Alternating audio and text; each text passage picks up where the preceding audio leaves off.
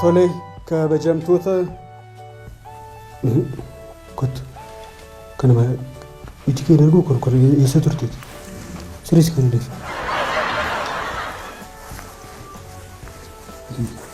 تراني فاتي بودي ولا لا رو يقول تولي سمو كيس يجي تاغرو لك ودي يجينا يجي تولي يلا تمتوت سبوت بيا كينيا وندماف كنت مال الراند بيسوي جانكم مال نقطة دولار إيش ورا كتن راند كنت زين كسكيس هاتي سعري راسي هاتي أريان تيك تان هاتي جبر باتو كسم يدو ولا بدو تيك يلا تمتوت كبجمتوت ومتوت بيا كينيا وندماف يرو الفاتا كنا كيستيني biyya kana geggeessuun dirqamni isaa harka keenya keessa bu'ee jira. Haala rakkisaa kana keessatti harka koo keessatti kuftanii anis isin fudhadhee kufuudhaaf gatantaruuttan jira. Nan gadda. Biyyi kun seenaa ishee keessatti rakkoo gurguddaa dabarsitee jirti. rakkoon gosa ammaa garuu nu mudatee hin beeku. Waggaa 120 dura biyyi keenya xaaliyaaniidhaan weeraramtee bilisummaan ishee yerootti sarbametti abboonni keenya manaa gadi yaa'anii harka wal qabatanii dirreetti gadi ba'anii diina injifatanii ofirraa deebisuu danda'anii jiru. harri akka kaleessaa miti.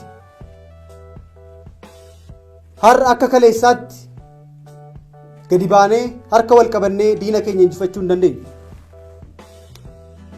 Warri kaleessa gadi ba'ee jagna jedhamaa ture har'a yoo gadi bu'e balaa nutti fiduu isaa.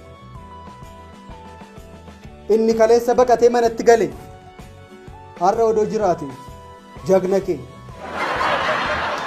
Inni bara aduwaa baqachaa ba'e har'a siidaa dhaabuu fiitu nurra jiraata. Seenaa biraa isaa ilaallu waggaa 4-5 dura qeerroon acuucamuun natti ulfaate jedhee dirreetti gadi ba'eera.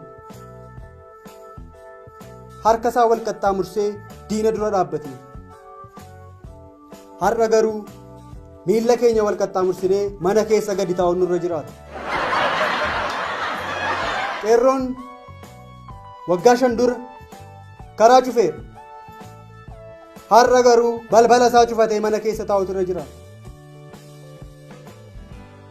Qeerroon waggaa 5 dura laphee isaa dhiibee taankiitti fiigeera.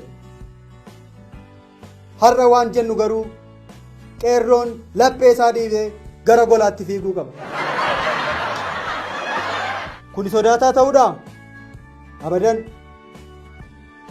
Abadan diinni amma nu quunname kun isatti fiignee injifannu miti. Bishaan naa fidee haasaan kun cimaa fakkaata. Bishaan fidee naa dhuga. Biyyoo dhugee.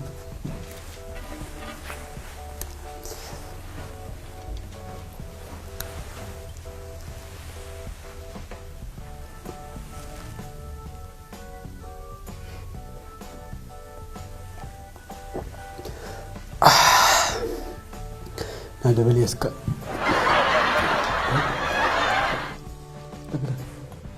Nanti. Kadang kali.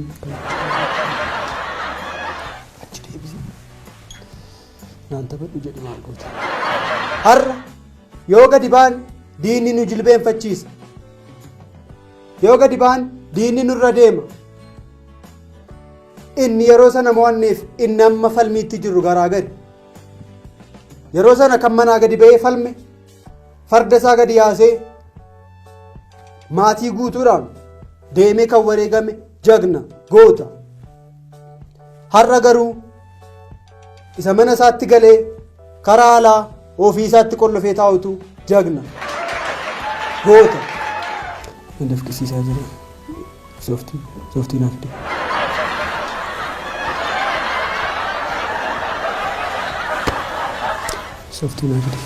Sooftii naaf fide. Sammuu maalii qabda sira? Har'a qofa hojjedhu maal godhu? Achi maal fuutu qofa? Achi deesnee jirti. Mucaa magaalaa dhabaa biyyoo nyaaddu isin jedhu achi deemu. Tole. Ari'amtee itti hojii irraati. Tole. Har'a mana keenya keessa teenyee balaa nutti aggaamame kana jalaa darbuu dandeenya. Filannoon nuyi qabnu lamadha.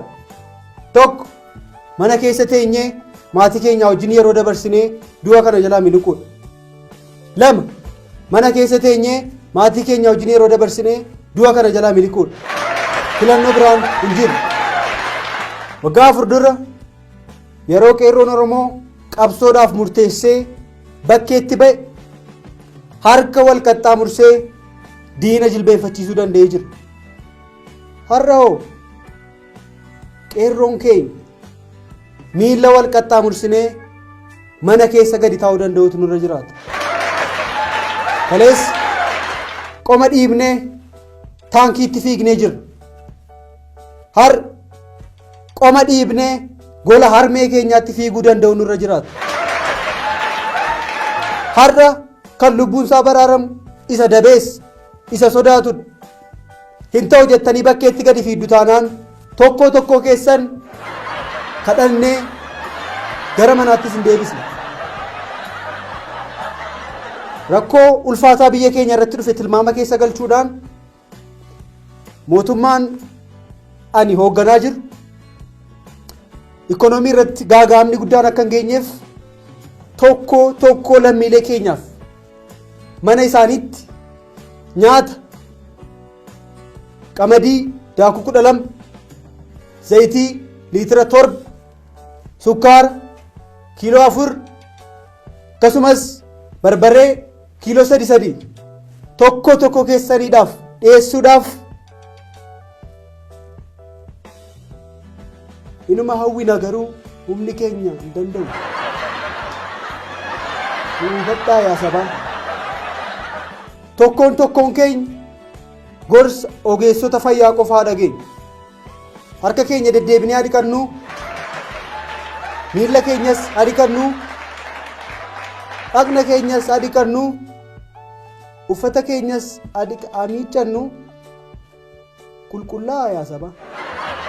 Haa qulqulloofnu fooniinis isa kaaniinis rakkina dinagdee irra ga'aa jiru ilaalcha keessa galchuudhaan ministeera dhimma dinagdee wajjin eda haasaa godheen ture. Haaluma kanaan warri mana kiraa keessa teessan ji'oota 5 dhufaniif mana kiraa akkasiin hin kaffalleef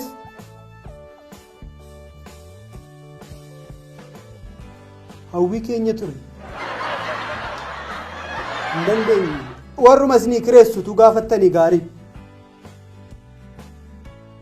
Mootummaan mataansaa akka mootummaatti mana kiraa keessa jira. Yeroo filannoo geennaan hin baanaaf hin teenyaa keenya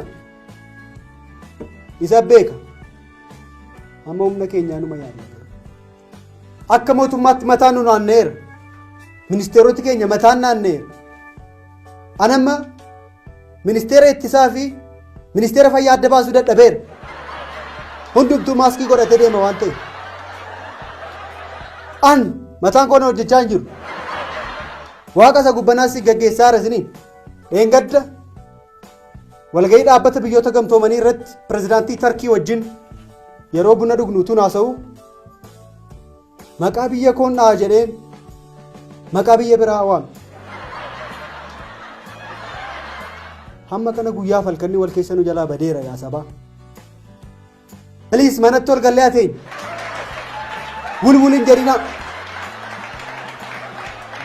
moo akka mootummoota darbaniinus dhukaasnee manatti isin gashuu qabna. Innillee manatti isin hin gashuu sallee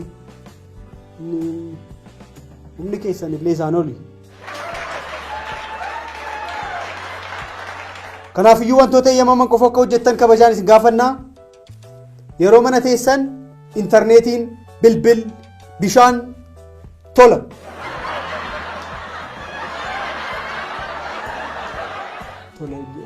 Dhiifama mataan naanneera isiniin jedheera tola utuu ta'e nutti tola. Garuu isa Itiyoo Telekoomii wajjin haasa'uu dandeessu. Kanaaf mana keessa yeroo teessan yoo waan gootan dhabdan na hamachuu dandeessu. Akka nama biyya kana geggeessutti anaaf jaalleewwan koo hamachuu dandeessu. Isin eeyyamneerra isa kana. Kanaaf iyyuu namni tokko mana keessaa akka hin baane konkolaataan ittiin deemtan geejjibni magaalaa keessa magaalaa gara magaalaatti bilisa. Tokkoon kee garuu mana akka gadi hin baane. Kun ajaja mootummaati. Yeroon ulfaataa kun darbee akka sabaatti gadi baanee hiriira isa suusiinsaa isin qabesan yeroo itti nuufis warra kaaniifis baatanii isinirraa galu dhiyoodha. Wantoota ogeessonni fayyaa dabarsan keessaatii tarkaanfii lama walirraa fagaachuu, harka keenya deddeebinee dhiqachuu, amma dhiqadheen isinitti agarsiisa. Harka keenyaan funyaan keenya tuquu dhiisuu, ija keenya tuquu dhiisuu, afaan keenya tuquu dhiisuudha. Walumaa gala fuula keenya kanaa tuquu yoo dhiisne gaarii. Bakki bishaanichaa fidee dhiqadheen itti agarsiisna. Bishaan fidiin jedhe maal yaada kun as dhaabatee bishaan fidiin dhiqadhee itti agarsiisa. Nan bade haadha goote. Maal mucaana gaafa na ilaaltu taankirii bishaanii sitti fakkaadhaa? Eeyyee. Ayi diimokiraasii saba biratti naqaan isinii kanan dhugaa maal hin godhaa?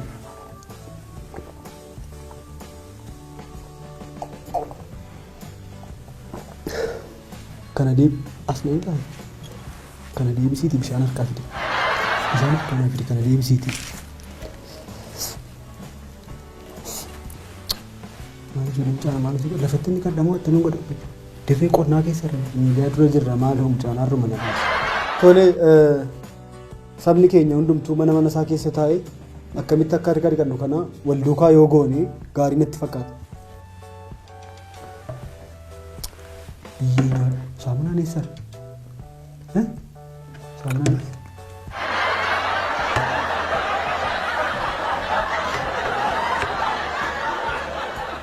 Egaa saba keenya hamma kanatti tajaajillaa. Baran biyya kana bulchutti hunda keessaniif utuu dhufee buuse baay'ee natti tola. Maal saamunaa dhafi?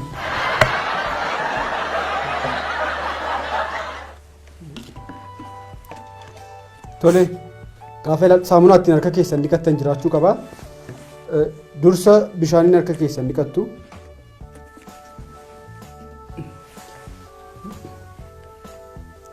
Itti buusi bishaan mootummaati. Gadi jedha gadi. Maali ol deebiin xinnoo ishee jiru? Kottu maal akka walitti naan buustu? Harka keessan erga jalqaba bishaaniin dhiqattanii waan isin barbaachisu saamunaaf bishaan dabalatee nama sammuunsaa hojjetu tokko isin barbaachisa. Saamunaa godhanna. Erga godhanne booddee harka keenya karaa keessaa ci booddee akkasittiin ilaalaa jirtee akkasittiin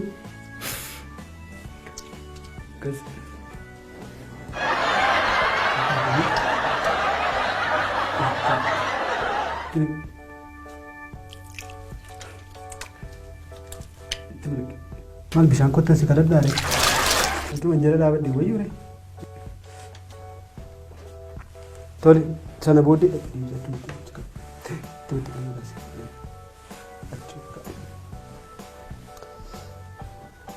egaa harka illee dhiqanna sammuus akkasii akkamitti akka dhiqnu hin beeknu harka keenya sana booddee ol kaasneetu hin qoorfannaa daqiiqaa muraasa booddee harki keenya erga qoree booddee gara hojii keenyaatti deemuu dandeenya.